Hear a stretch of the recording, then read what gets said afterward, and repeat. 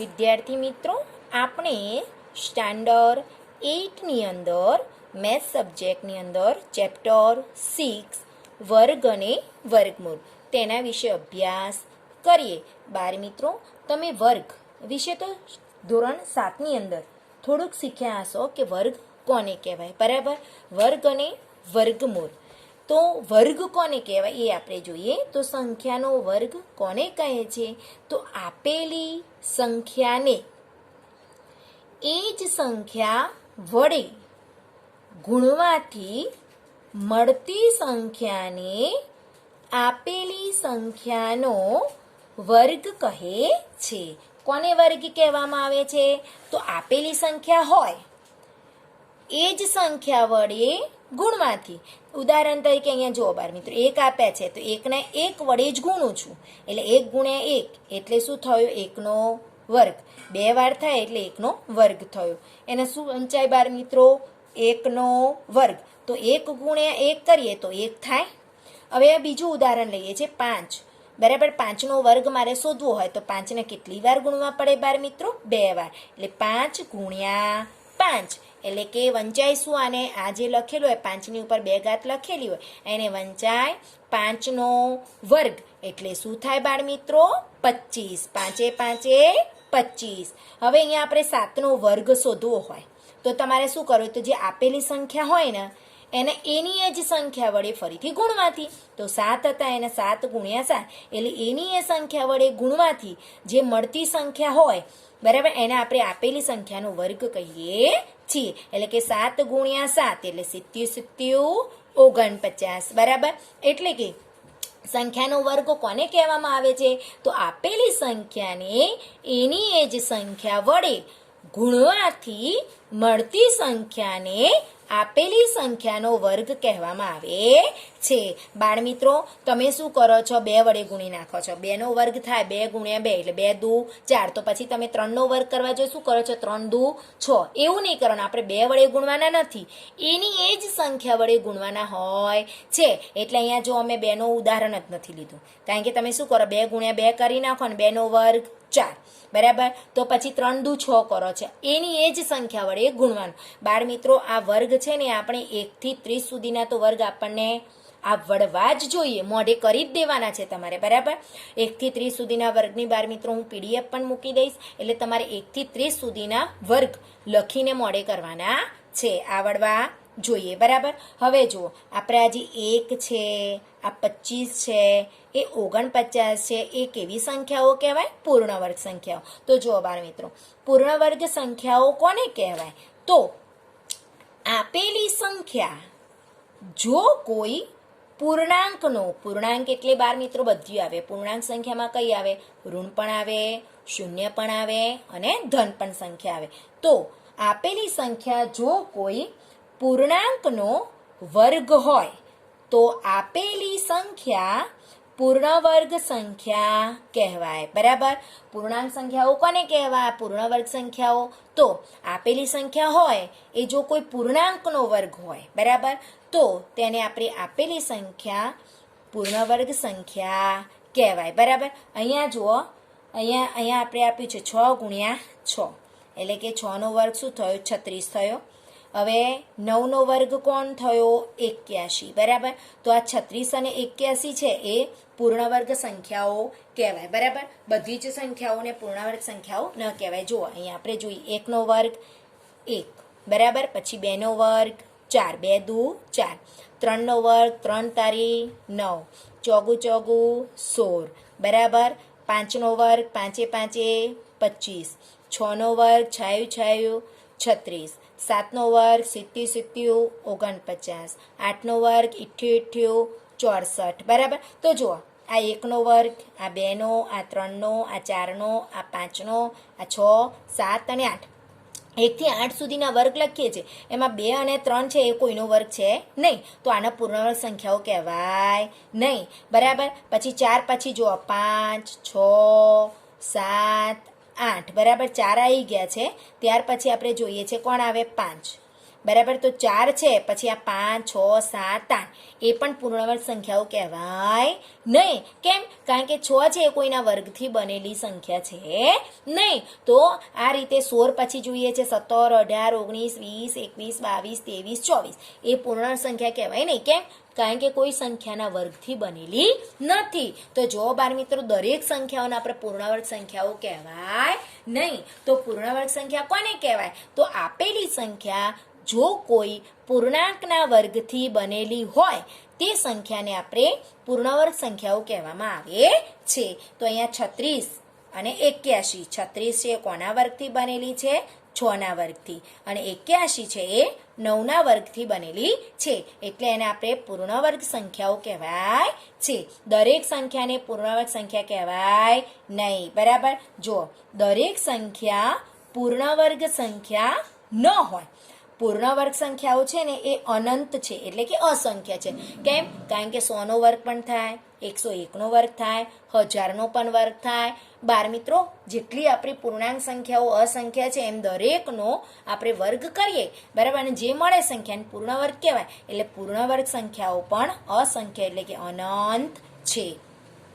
આગળ જો શું કહે છે? જે સંખ્યાનો એકમનો અંક 1 અથવા 9 હોય. એકમનો અંક શું હોય બાળ મિત્રો? 1 અથવા 9 હોય. તે સંખ્યાનો વર્ગ કરતા મળતી સંખ્યાનો એકમનો અંક 1 હોય. જો યાદ રાખો કે જે સંખ્યાનો એકમનો અંક 1 અને 9 હોય, બરાબર, તો તેનો વર્ગ કરીએ ત્યારે મળતી સંખ્યાનો એકમનો અંક કેવો હોય છે બાળ મિત્રો? 1 હોય છે. તો જો અહીંયા એકમનો અંક 1 એટલે આ 11 છે, એમાં એકમનો અંક કોણ કહેવાય? આ 1 કહેવાય. એટલે 11નો વર્ગ કરીએ એટલે 11 ગુણ્યા 11 બરાબર 121. એ જ રીતે અહીંયા એકમનો અંક 19ની અંદર એકમનો અંક 9 છે. તો અહીંયા 19નો વર્ગ કરીએ તો 19 ગુણ્યા 19 એટલે 361. એટલે અહીંયા એકમનો અંક શું મળે છે બાળ મિત્રો? 1. તો યાદ રાખો, પરીક્ષામાં, વિકલ્પોમાં, ખાલી જગ્યામાં પૂછાય છે અને ખરા ખોટામાં પણ પૂછાય છે કે જે સંખ્યાનો એકમનો અંક 1 અથવા 9 હોય તેનો વર્ગ કરવાથી મળતી સંખ્યાનો એકમનો અંક શું હોય છે બાળ મિત્રો? 1. તો સાચું. બરાબર. એ જ રીતે આપણે બધી સંખ્યાઓનો એકમનો અંક કયો હોય એને મળતા એકમનો અંક કયો મળે એ આપણે જોવાનું. તો 1 અને 9 હોય એનો એકમનો વર્ગ કરવાથી મળતો એકમનો અંક કોણ હોય બાળ મિત્રો? 1 હોય છે. આપણે આગળ જોઈએ. જો અહીંયા, જે સંખ્યાનો એકમનો અંક 2 અથવા 8 હોય, બરાબર, આપણને જે સંખ્યા આપી છે એને એકમનો અંક 2 હોય અથવા 8 હોય, તે સંખ્યાનો વર્ગ કરતા મળતી સંખ્યાનો એકમનો અંક 4 હોય. તો જુઓ, જે સંખ્યાનો એકમનો અંક 2 હોય અને 8 હોય તેનો વર્ગ કરીએ ત્યારે જે મળતી સંખ્યા હોય એનો એકમનો અંક કેટલો હોય છે બાળ મિત્રો? 4 હોય છે. ઉદાહરણ તરીકે જોઈએ કે અહીંયા 12 છે, એની અંદર એકમનો અંક કોણ છે? 2. તો 12નો વર્ગ કરીએ એટલે 12 ગુણ્યા 12 બરાબર કેટલા થાય? 144. અહીંયા 18 છે, એની અંદર એકમનો અંક કોણ છે? 8. તો 18 ગુણ્યા 18 કરીએ એટલે શું મળે? 324. તો એકમનો અંક અહીંયા પણ 4 છે અને અહીંયા પણ 4. એટલે જે સંખ્યાનો એકમનો અંક 2 અથવા 8 હોય, બરાબર, એનો વર્ગ કરીએ તો મળતી સંખ્યાનો એકમનો અંક કેટલો હોય છે બાળ મિત્રો? 4 હોય છે. આગળ જુઓ, જે સંખ્યાનો એકમનો અંક 3 અથવા 7 હોય તે સંખ્યાનો વર્ગ કરતા મળતી સંખ્યાનો એકમનો અંક 9 હોય છે. જુઓ, જે સંખ્યાનો એકમનો અંક 3 હોય અથવા 7 હોય અને તેનો વર્ગ કરીએ ત્યારે આપણને જે સંખ્યા મળે છે તેનો એકમનો અંક કેટલો થાય છે બાળ મિત્રો? 9 થાય છે. બરાબર. તો જો અહીંયા 13 છે, એની અંદર એકમનો અંક કોણ છે? 3. તો એનો વર્ગ કરીએ 13 ગુણ્યા 13 બરાબર કેટલા મળે? 169. અહીંયા 17 છે, તો 17 ગુણ્યા 17 એટલે એનો એકમનો અંક 7 છે, તો એનો પણ કેટલો આવ્યો? 289. બરાબર. તો અહીંયા એકમનો અંક 3 હોય તો એનો વર્ગ કરીએ તો પણ એકમનો અંક શું મળે છે? 9. 7 હોય તો તેનો વર્ગ કરીએ ત્યારે મળતી સંખ્યાનો એકમનો અંક પણ 9 હોય છે. એટલે જે સંખ્યાનો એકમનો અંક 3 અને 7 હોય તેનો વર્ગ કરવાથી મળતી સંખ્યાનો એકમનો અંક કેટલો આવે છે બાળ મિત્રો? 9 આવે છે. આગળ જોઈએ, જે સંખ્યાનો એકમનો અંક 4 અથવા 6 હોય, કેટલો હોય? 4 અથવા 6 હોય, તે સંખ્યાનો વર્ગ કરતા મળતી સંખ્યાનો એકમનો અંક 6 હોય છે. તો જુઓ, આપણે જે સંખ્યા હોય એનો એકમનો અંક 4 હોય અથવા 6 હોય તો તેનો વર્ગ કરીએ ત્યારે જે મળતી સંખ્યા હોય તેનો એકમનો અંક કેટલો થઈ જાય છે બાળ મિત્રો? 6 હોય છે. તો અહીંયા આપણે ઉદાહરણ જોઈએ છે 14. 14ની અંદર એકમનો અંક કોણ છે? 4. તો 14 ગુણ્યા 14 કરીએ આપણે, બરાબર, તો કેટલા મળે? 196. હવે 16 છે, બરાબર, તો 16 ગુણ્યા 16 કરીએ તો આપણને એમાં કેટલા મળશે? 256, બરાબર. તો જુઓ, એકમનો અંક અહીંયા જે આપણે છે 4 અને 6 છે, તો એનો વર્ગ કરીએ છીએ એટલે આપણને 196 અને 256, એટલે કે એકમનો અંક આપણને 6 મળે છે. આગળ જોઈએ છે, જે સંખ્યાનો એકમનો અંક 5 હોય અને તે સંખ્યાનો આપણે વર્ગ કરીએ ત્યારે જે મળતી સંખ્યા હોય એનો એકમનો અંક કેટલો હોય છે બાળ મિત્રો? 5 હોય છે. એટલે એકમનો અંક 5 હોય અને એનો આપણે વર્ગ કરીએ ત્યારે મળતી સંખ્યાનો એકમનો અંક 5 હોય, પણ એના દશકના અંકમાં શું હોવો જોઈએ? 2 હોવો જોઈએ. તો જ આપણે એમ કે એના પૂર્ણાંક સંખ્યા કહેવાય, બરાબર. તો જો અહીંયા 15 છે, તો 15નો વર્ગ કરીએ તો 15 ગુણ્યા 15 બરાબર કેટલા થયા? 225. એ જ રીતે અહીંયા 25 છે, એનો એકમનો અંક 5 છે, તો 25 ગુણ્યા 25 એટલે 625. એકમનો અંક 5 હોવો જોઈએ અને દશકના અંકમાં પણ 2 હોવા જોઈએ. તો જો અહીંયા કીધું છે કે આ વર્ગ જે કરીએ છીએ, 5નો વર્ગ કરીએ છીએ ત્યારે સંખ્યાના દશક અને એકમના અંકથી બનતી સંખ્યા 25 હોવી જોઈએ. એટલે એકમનો અંક 5 હોવો જોઈએ અને દશકના અંકમાં 2 આવવા જોઈએ, બરાબર. એટલે કે જે સંખ્યાનો એકમનો અંક 5 હોય તેનો વર્ગ કરવાથી મળતી સંખ્યાનો એકમનો અંક 5 અને દશકનો અંક કોણ હોવો જોઈએ? 2. એટલે મળતી સંખ્યા 25 હોવી જોઈએ, બરાબર. હવે આપણે આગળ જોઈએ. અહીંયા શું કહ્યું છે? આગળ જુઓ, જે સંખ્યાનો એકમનો અંક 0 હોય, બરાબર, અને તે સંખ્યાનો વર્ગ કરતા મળતી સંખ્યાના છેલ્લા 2 અંકો 0 હોય છે. એટલે એકમના અંકમાં 0 હોય અને આપણે તેનો વર્ગ કરીએ અને જે સંખ્યા મળે એની અંદર એકમ અને દશક એ બંને સ્થાનમાં 0 હોવા જોઈએ. તો જો અહીંયા 10 છે, એની અંદર એ એકમના અંકમાં 0 છે, એટલે 10 ગુણ્યા 10 કરું તો 100 મળે. તો આ એકમ અને દશક એ બંનેના 0 છે. એ જ રીતે 20નો વર્ગ કરીએ તો 20 ગુણ્યા 20 બરાબર, એટલે જુઓ 2 દુ 4 અને 1 અને 2 0 એટલે 400. એટલે 20નો વર્ગ 400 થાય તો એકમ અને દશકથી જે 2 સંખ્યાઓ છે એમાં 2 શૂન્ય આવી ગયા. એટલે એકમના અંકમાં 0 હોય, બરાબર, તો એનો વર્ગ કરીએ ત્યારે એકમ અને દશક એ બંને 0 હોય છે. એટલે એકમનો અંક 0 હોય અને એનો વર્ગ કરીએ તો એની અંદર કેટલા 0 હોય? 2. એકમ અને દશક એમ છેલ્લા 2 અંકો 0 હોવા જોઈએ. એ જ રીતે જે સંખ્યાના એકમ અને દશકના અંકમાં 2 શૂન્ય હોય, કેટલા? 2. એકમના અંકમાં 0 હોય અને દશકના અંકમાં પણ 0 હોય અને તેનો આપણે વર્ગ કરીએ છીએ. શું કરીએ છીએ બાળ મિત્રો? વર્ગ.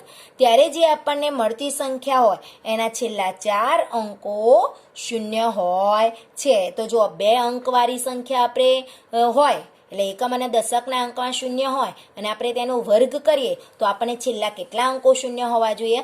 4 અંકો 0 હોવા જોઈએ. તો જો અહીંયા 300 છે, હવે એમાં એકમ અને દશકના સ્થાનમાં 0 છે, તો હું 300નો વર્ગ કરું છું એટલે કે 300 ગુણ્યા 300 એની એ સંખ્યાને 2 વાર ગુણવી પડે. તો અહીંયા જુઓ 3 તારી 9 અને 4 શૂન્ય મૂકી દીધી, એટલે જ્યારે એકમ અને દશકના સ્થાનમાં 0 હોય ત્યારે તેનો વર્ગ કરીએ ત્યારે આપણને કેટલા 0 મળે છે બાળ મિત્રો? 4 શૂન્ય મળે છે. એ જ રીતે અહીંયા 600નો વર્ગ કરીએ એટલે 600 ગુણ્યા 600 બરાબર. તો અહીંયા 2 શૂન્ય છે તો છેલ્લા આપણા 4 પણ અહીંયા 0 છે. એટલે કે જ્યારે આપણે જોઈએ છે કે 2 એકમ અને દશકના સ્થાનમાં 0 હોય અને તેનો વર્ગ કરીએ ત્યારે જે મળતી સંખ્યાઓમાં કેટલા 0 હોવા જોઈએ? 4 શૂન્ય હોવા જોઈએ. એટલે કે છાયું છાયું 36 અને 2 શૂન્ય છે અને 4 શૂન્ય થાય. આગળ જોઈએ, એકી સંખ્યાનો આપણે વર્ગ કરીએ, બરાબર, કે જેમ કે 3 છે, 5, એકી સંખ્યાઓ કઈ કઈ આવે? 1, 3, 5, 7, 9 એવી એકી સંખ્યાનો જો વર્ગ કરીએ ને, અને જે આપણને એકી સંખ્યા હોય, બરાબર, એકી સંખ્યાનો વર્ગ કરીએ તો એકી સંખ્યા જ મળે, અને બેકી સંખ્યાનો વર્ગ કરીએ તો આપણને બેકી સંખ્યા જ મળે છે. જો અહીંયા 10 છે એ બેકી સંખ્યા છે, તેનો વર્ગ કરવા 100 મળે, એ પણ કેવી કહેવાય? બેકી સંખ્યા કહેવાય. હવે અહીંયા જો 300 છે એટલે કે 3 એકી સંખ્યા કહેવાય, 300 પણ એકી સંખ્યા કહેવાય. તેનો વર્ગ કર્યો, બરાબર, તો અહીંયા મને કેટલા મળ્યા? 90,000. કેટલા મળ્યા? 90,000 મળ્યા, બરાબર. જો એકમ, દશક, 100, 1000, 10,000 એટલે 300 નો વર્ગ 90,000 થાય. તો એકમ આ 9 છે, બરાબર, એ એકી છે એટલે 90,000 પણ આપણે જોઈએ છે કેવા કહેવાય? એકી સંખ્યા આપણે કહેવાતી હોય છે, બરાબર. એટલે કે આપણે જે એકી સંખ્યા હોય અને એનો વર્ગ કરીએ, બરાબર, તો આપણને કઈ સંખ્યા મળે? એકી જ મળે. અને બેકી સંખ્યાનો વર્ગ કરીએ તો આપણને બેકી સંખ્યા જ મળે છે. 7 નો વર્ગ જો 7 એકી સંખ્યા છે તો 7 ગુણ્યા 7 એની સંખ્યાને 2 વાર ગુણવાની, 70 49. તો 49 કેવી સંખ્યા કહેવાય બાળ મિત્રો? એકી. એ જ રીતે 8 બેકી સંખ્યા છે. આ કેવી સંખ્યા છે? એકી. અને આ કેવી સંખ્યા છે? બેકી. તો 8 નો વર્ગ કરો, 8 64. તો 64 કેવી કહેવાય? બેકી. એટલે એકી સંખ્યાનો વર્ગ કરીએ તો આપણને એકી સંખ્યા જ મળે છે, અને બેકી સંખ્યાનો વર્ગ કરીએ તો આપણને બેકી સંખ્યા જ મળે છે. આગળ જો અહીંયા શું કહે છે? કોઈ સંખ્યાના એકમના સ્થાનમાં 0 હોય પરંતુ દશકના સ્થાનમાં 0 ન હોય તો તે સંખ્યાને પૂર્ણવર્ગ સંખ્યા કહેવાય નહીં. એટલે એકમના સ્થાનમાં 0 હોય પણ દશકના સ્થાનમાં 0 ન હોય તો એને આપણે પૂર્ણવર્ગ સંખ્યા કહેવાય નહીં. એકમના સ્થાનમાં 0 હોય અને દશકના સ્થાનમાં 0 હોય, એમ 2 શૂન્ય હોય તો જ આપણે એને પૂર્ણવર્ગ સંખ્યા કહી શકીએ છીએ, બરાબર. જો અહીંયા એકમના સ્થાનમાં 0 છે, 320 ની અંદર એકમના સ્થાનમાં 0 છે પણ દશકના સ્થાનમાં 0 નથી, તો આ 320 ને પૂર્ણવર્ગ સંખ્યા કહેવાય નહીં. અહીંયા જો 450 છે, એમાં એકમના સ્થાનમાં 0 છે પણ અહીંયા 5 દશકના સ્થાનમાં 0 નથી, તો એને પૂર્ણવર્ગ સંખ્યા કહેવાય નહીં. અહીં 110 ની અંદર પણ એકમના સ્થાનમાં 0 છે પણ અહીંયા દશકના સ્થાનમાં 0 નથી, તો એને પૂર્ણવર્ગ સંખ્યા કહેવાય નહીં. તો એકમના સ્થાનમાં અને દશકના સ્થાનમાં 0 હોય તો જ તે પૂર્ણવર્ગ સંખ્યા હોય. જો એકમના સ્થાનમાં 0 હોય પણ દશકના સ્થાનમાં 0 ન હોય તો તેને પૂર્ણવર્ગ સંખ્યા કહેવાય નહીં. આપણે બાળ મિત્રો આગળ બીજું જોઈએ. અહીંયા શું કીધું છે? કોઈ સંખ્યાના એકમ, દશક અને 100, બરાબર, એના સ્થાનમાં 0 હોય પરંતુ 1000ના સ્થાનમાં 0 ન હોય તો તે સંખ્યા પણ પૂર્ણવર્ગ સંખ્યા ન હોય. જુઓ, એકમના સ્થાનમાં 0 હોય પણ દશકના સ્થાનમાં 0 ન હોય તો એના પૂર્ણવર્ગ સંખ્યા ના કહેવાય.